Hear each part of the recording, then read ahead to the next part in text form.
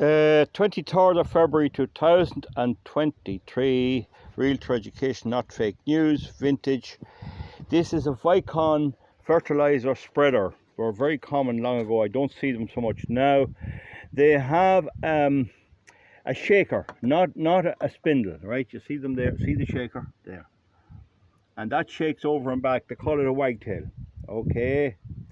Now, they're not a good spreader, but they actually are said to do a great job at what they're meant to do, which is spread until they break, and then it's a different story. Now, the normal place for them to go is in here at the shaker drive. You see it there? And it is in a casing in the housing. It's a big casting, very, very strong. And into that fits this fella. See that there? In there, that fits in there, and in that then is an off-centric hole for the bearing, and the bearing's under a lot of stress. However, I wouldn't bother with this. My policy on all old equipment before I dump it is pull it asunder, get the goggles on, good eye protection, cut it to bits, see what secrets lie underneath and try and tell somebody else. Now, I knew before I touched it there was almost certainly some type of glue on this. You see it there. Somebody might know what it is. It's like a Loctite thing. And that means that will not pull out. Now, I put a good deal of heat on it because I have my torch here. Just an ordinary butane torch. And here it is. And I put that blanket around it. And didn't work. Now, what I did then was I got an old socket wrench, an old you know, the usual setter there like that. Now, never throw out them. There's excellent vanadium steel in them. They are top quality. They will bend a bit. You won't get any podger as good as them. So don't throw them out, even though they may be gone up at the top. Keep those pieces of really good quality steel. So what I then did when I tried to get it out was I put this in here, I blocked it with a bar to stop it going round, and I walloped it with the sledgehammer. And no addition. I got a very slight move, but you can't get at the bottom, but you can only get at this side here. So I had to kind of give up on that, and there's no way you can get at it from down below because there's all kinds of shafts in the way. The next move then is I got my generator and my angle grinder, and I took the cover off it. Now, when you do this, you're into danger territory. It's dangerous. I had a massive pair of goggles on. I made sure the eyes are protected. Don't try it without them. But once you have that done, and by right I should have gloves or gauntlets, but anyway, the hands will get better, but the eyes won't. So I started at it, and I cut and cut and cut. I cut it up, down and across, every way. Remember, there's two objects. One is to get it repaired. Two is to learn and destroy it. Didn't matter to me. It wasn't going to the scrapyard until I got the information. And finally I got this cut out like that. You see the walloping that was? Now, I used a prong of a bale lifter to prise it and wallop it again, and I got it cut down along here. Without getting too excited and always being safely, when you get a cut around the edge here, you weaken it.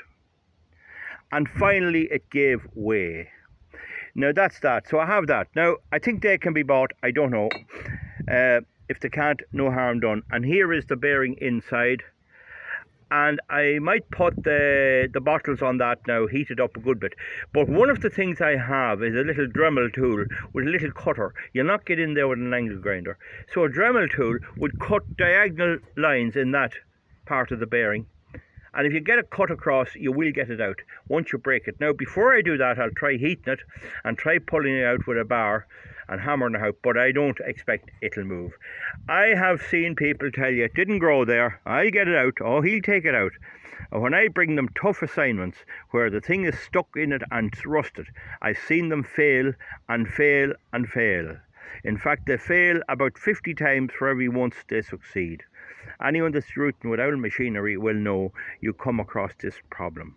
But you see the way I think, that machine is not going to the dump I'm not going to be scrapped till I try and see what's going to happen, and I'll keep you informed.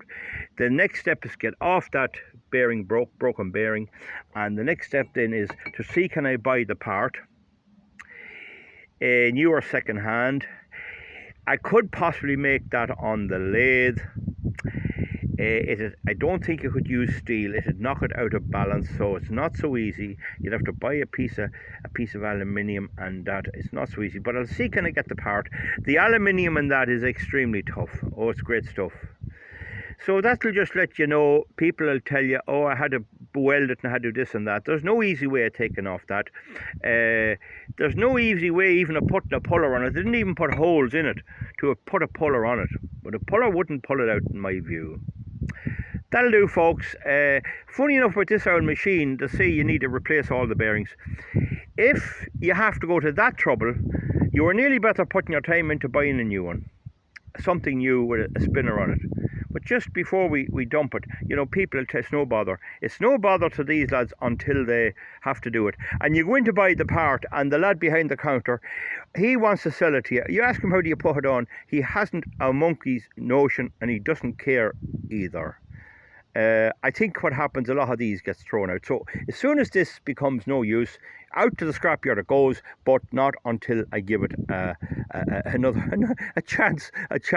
And with the eyes protected and the hands and on all that well protected, and when you take the cover off your angle grinder, you have to be extra careful. With all that borne in mind, it'll rip anything.